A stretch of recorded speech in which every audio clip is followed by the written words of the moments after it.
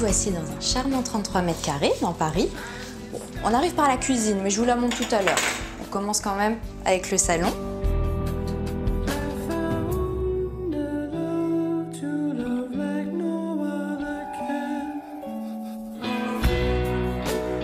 La première chose qu'on remarque, c'est que tous les murs sont blancs. Bien sûr, c'est un parti pris déco, c'est voulu. La couleur, en fait, elle vient du mobilier.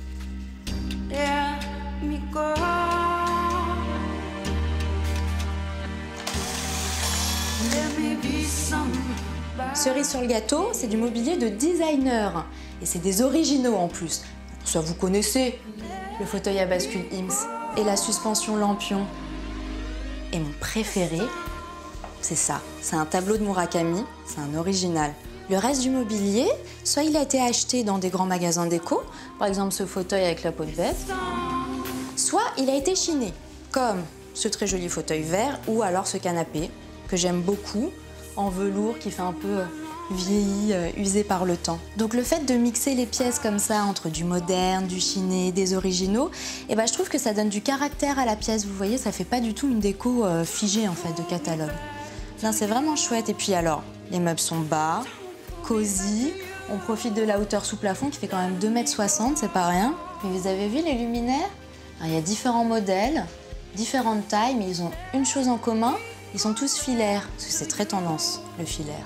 Mais quand même, je tiens à insister sur le fait qu'on a un vrai salon là, et de là, on voit pas la cuisine, ce qui est quand même rare, parce que dans les petits espaces, ici, je vous rappelle, ça fait 33 mètres carrés, en général, on voit tout, on a une grande pièce ouverte. Ici, non, c'est plus recherché, on dévoile les pièces au fur et à mesure, c'est chouette.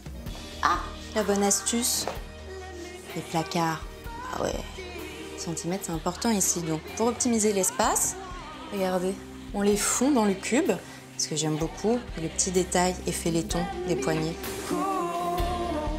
Alors la cuisine qui fait 12 mètres carrés.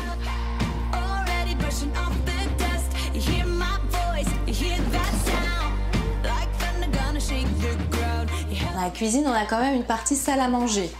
C'est pas évident, hein. Et ben comment on a fait pour gagner autant de place?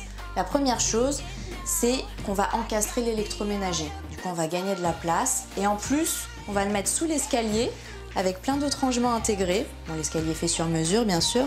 Et c'est quand même une très bonne idée, ça, pour gagner de la place.